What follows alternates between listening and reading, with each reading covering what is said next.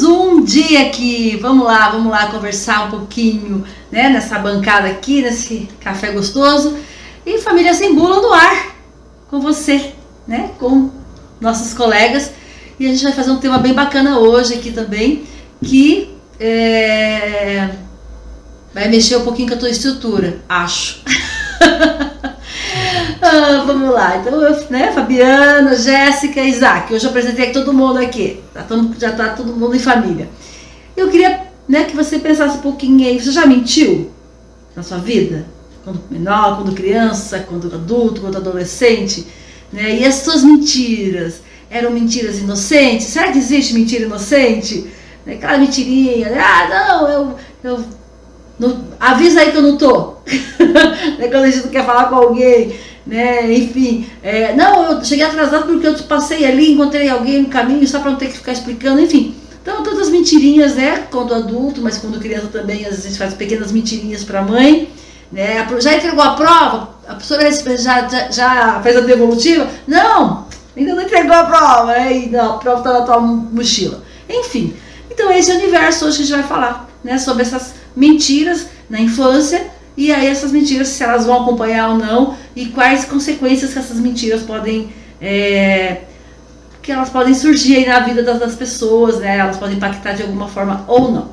Então vou passar aqui para quem quer começar aqui a falar. Por favor, faça as honras. Primeiro, quando a gente fala no aspecto da mentira, né, a gente pode pensar talvez que uma mentirinha de vez em quando não faz mal, né?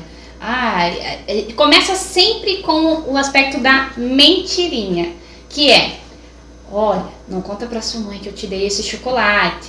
Não conta, ou às vezes o vô, ou a avó, ou o pai, ou a mãe faz isso com a criança, de fazer essa troca né, lógico, trocando para esconder em benefício próprio alguma informação. Então, se você não contar pra mamãe, eu vou lá e te dou um chocolatinho e tá tudo ok, né? Inconscientemente, nós acabamos ensinando a criança que, por meio da mentira, ela tem um benefício. Então, o que eu espero dessa criança quando ela for na escola e estiver em uma situação, enfim, de conflito? Será que ela vai contar toda a verdade desse conflito? Porque acontece, muitas vezes, a família não percebe que a criança está burlando alguma informação daquele ocorrido. Como professora, já aconteceu fatos de a criança contar uma situação em casa, né? Houve um conflito, contou uma situação em casa, quando a família veio, olha, ele falou isso. Como assim? Né? Não foi dessa forma que aconteceu. Nossa, mas meu filho não mente, ele é só uma criança.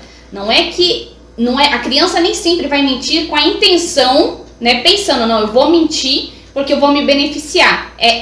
Não é uma ação intencional, tá? É inconsciente dela, porque ela aprendeu que aquele comportamento traz um benefício. Então ela omite algumas informações porque ela aprendeu que essas informações que são cruciais, que talvez trarão uma punição, né, daquele comportamento, ela vai ser algo ruim para ela, né? Então, como consequência, ela não vai contar. E a gente traz isso também não só na infância, depois vai para a pré-adolescência, vai para a adolescência e vai para a vida adulta. E quando eu viro adulto, eu faço a mesma coisa para o meu filho. Eu ensino ele que tudo bem, uma mentirinha de vez em quando. Eu desbloqueio esse pensamento de que a mentirinha não tem problema.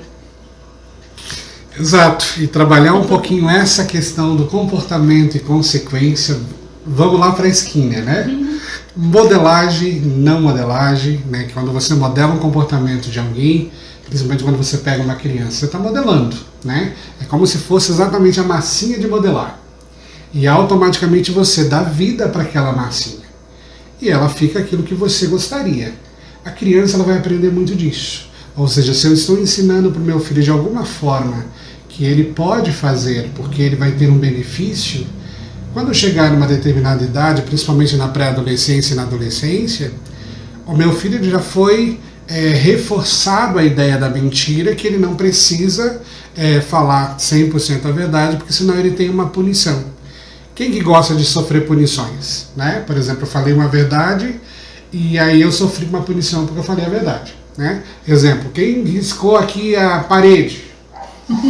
Quem tem um filho geralmente já sabe quem foi, né? Agora quando tem 3, 4. Aí fica a acusação, né, dos irmãos dizendo, e às vezes os irmãos estão dizendo a verdade, foi fulano. E o fulano vai dizer, não fui eu. Né? E quem foi? Ninguém vai assumir responsabilidade. Por quê? Porque o medo da consequência está ali presente. Automaticamente, se o pai fala, então tá bom, todo mundo vai sofrer o castigo. Pronto, rapidinho, de vez em quando aparece, tá bom, fui eu. Né? Mas ainda assim, às vezes, o pai ou a mãe vai lá e coloca todo mundo de castigo dizendo, olha, para vocês aprenderem. Né? Então, assim, esse medo da punição acaba muitas vezes vindo para um comportamento dizendo, não, se eu falo a verdade, eu sofro punição, sofro uma consequência. Se eu falo mentira, às vezes a consequência é menor. Por que eu vou falar a verdade? Vou falar mentira. Né? E aí esse comportamento vai sendo muito bem adquirido, e eu mesmo como indivíduo, sendo um bom mentiroso, eu acredito na minha mentira como se fosse verdade. Né? Então a criança talvez ela não tenha essa dimensão toda, mas nós estamos falando que lá da infância você está modelando esse indivíduo para ser um adulto. Né? Então pensar nesse comportamento. Tem uma dica bem bacana, assim, que eu utilizava, uma estratégia, né? Que eu utilizava na escola quando trabalhava, porque aconteceu alguma situação de briga, alguma situação na escola, enfim. E aí a gente tinha que contar para os pais.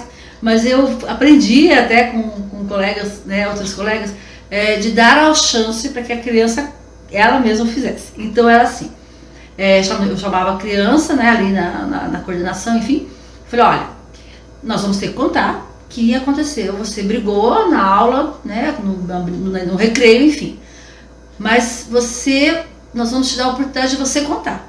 Então você tem 2 dias para contar para a mãe, né, o que aconteceu, enfim. Se em 2 dias você não fizer, nós vamos ter que chamar seus pais aqui, nós vamos ter que conversar com ele.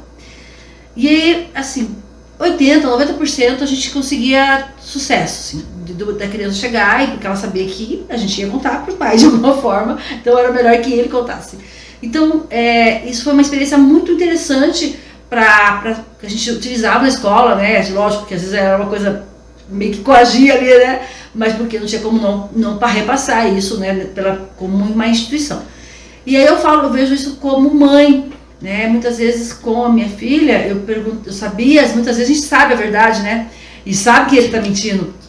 E aí a questão assim de você perguntar mais de uma vez, mas é isso mesmo? Vamos lá, vou perguntar de novo. Né? Então, o caderno está sem essa página, agenda. Acontece muito isso, deles destacarem um lugar da agenda que eles não querem que os pais tenham acesso. Sim. O que aconteceu com a folha desse dia? Caiu, molhou, rasgou, enfim. Você sabe que não é isso, né? Provavelmente. Aí vamos lá. Muitas vezes eu fechava a agenda e fazia toda aquela encenação. Então vamos lá. A mãe vai entrar de novo no quarto, ok? E eu vou novamente fazer a pergunta, tá bom? Eu saía do quarto, entrava e começava tudo de novo. Tudo bem? Fazia, né? Tudo isso. Tudo bem, filha? Foi tudo bem na escola? Então tá bom. Cadê a agenda? Pegava a agenda, chegava e... está faltando uma página. O que aconteceu com essa página? Porque eu falei, olha, estou te dando uma segunda oportunidade. E aí, algumas vezes, a maioria das vezes, a verdade aparecia, né? Às vezes acontecia de não, nem sempre dava certo, mas eu achei que era uma estratégia que, com ela, funcionava mais do que não. Então, eu sempre dava essa segunda chance quando eu percebia que aquilo não era verdade. E uma outra questão que a gente vai, rápido, nós vamos fazer uma coisinha um pouco mais pocket, que eu lembro disso da minha mãe, ela falava assim, para de mentir, porque o dia que você falar a verdade eu não vou acreditar. E aí ela falava assim, porque eu fui muito mentirosa. Eu fui uma criança muito mentirosa. E de diversas formas. Sempre para escapar da bronca, lógico, né? Mas eu lembro que quando ela falou isso, eu pensei, falei, cara, ela falou, um dia você vai cair dentro de um buraco, de algum lugar, e você vai me contar a verdade e eu não vou acreditar. Então, tome cuidado, porque às vezes você é sequestrada e você vai falar, mãe, fui sequestrada. Eu falo, tá bom. Mãe, eu fui atropelado. Tá bom. E eu não vou acreditar. E é uma coisa séria. E isso me fez refletir naquele momento. Né? Então, foram 2 estratégias que eu entendi. O dar a chance de repensar e o colocar, para de mentir, porque um dia que você falar a verdade eu não vou acreditar. Então, 2 coisas que eu acho que algo são bacanas. Algo bem importante disso que você está falando, que é a chave principal do que a gente já falou no outro vídeo, diálogo. Diálogo e exemplo. né? Porque eu não posso falar uma coisa para o meu filho, diga a verdade, seja sincero, e quando eu estou em casa eu digo, não conte para o seu pai, não conte para sua mãe, não conte para a vovó fala, não conta para o papai, e a criança vive nesse círculo, então ela percebe que, ok, só eu que não sou beneficiada com isso, então todo mundo pode mentir, eu não posso. Por quê? Sim. Joga pro Isaac. Joga a bomba. Aqui, né? E assim, é muito interessante quando você fala sobre esse comportamento, porque remete como é que esse pai lida ou a mãe lida. Por exemplo, eu estou estressadíssimo no trabalho e naquele dia eu não queria ir trabalhar. O que eu posso fazer? Posso inventar uma dor de barriga, eu posso inventar uma dor de cabeça, eu posso inventar qualquer coisa e ligar ou ir ao médico e dizer, olha, tá acontecendo tal coisa. Eu lembro com a galera quando tinha o surto do conjuntivite, né? Ia lá, pingava detergente no olho para ir no médico para poder dizer que estava com conjuntivite, para pegar um dia de licença, né? E aí o que acontece? A gente volta lá para o pequeno. Quando ele não quer ir na escola porque ele está com um probleminha, ou porque ele está com medo, ou precisa apresentar um trabalhinho, ele vai lá e fala assim, estou com dor de barriga, ou estou com dor de cabeça. O pai, a mãe ficam extremamente enfurecidos, né? Raramente acredita que aquilo pode ser uma verdade. Às vezes é uma verdade, né? E a gente acaba não acreditando nisso. E, logicamente, que também pode ser por quê? Porque ele está tentando fugir de uma determinada situação. E aí fica a dica também, né? Observe o teu filho. Se de repente alguma coisa na escola está acontecendo, às vezes um relacionamento, eu sempre digo isso no meu consultório.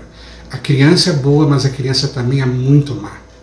Então não adianta, são os anjinhos nada, né? Às vezes quando eles querem ser ruins, eles são ruins e não importa a idade, né? Tem lá uma fase que a gente vai ter, a fase até chegar à maturação, mas a criança, dependendo do movimento dela, né, como indivíduo, ela vai fazer alguma coisa que é ruim.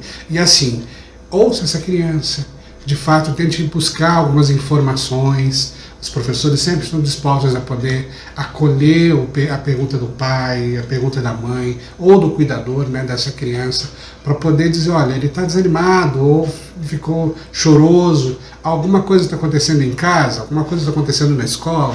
É muito importante essa observação, né? Então, olhar o teu filho não como algo todos os dias a mesma coisa, porque ninguém é a mesma coisa.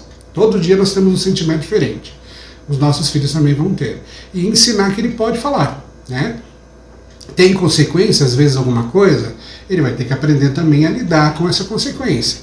Ou seja, quando a gente não ensina a consequência dos atos da mentira, e a gente também acaba não se policiando para não mentir, nós estamos formando uma sociedade adoecida.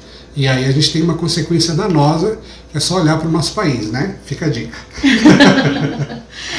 Pequenas mentiras, né? Mentiras, né, que trazem consequências mais graves, né? E a questão do exemplo. Né? Então, assim, eu acho, não sei, né? Difícil a gente também afirmar, mas eu acho que é muito difícil ter um ser humano que nunca mentiu.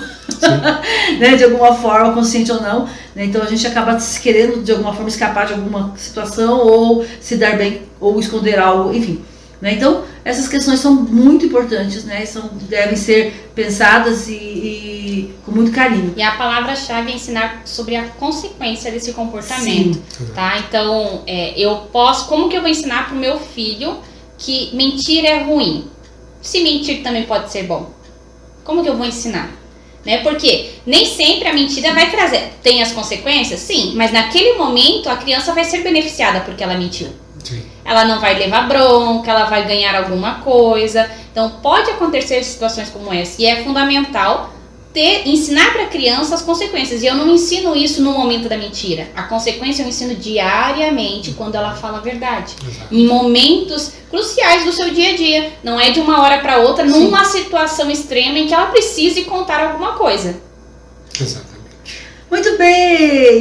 Galera, nosso bloco, esse primeiro bloco, encerrando agora, tá bom? Mas a gente volta daqui a pouco com o próximo bloco para continuar esse bate-papo muito bacana aí de mentira, mentirinha, mentirona, né, enfim, pra gente entender, né, desse perdido, a gente fala, né, usamos essa palavra, né, vou dar um perdido aí, a professora, da mãe, do pai, enfim, tudo mais. Um grande abraço aí, a gente volta em breve.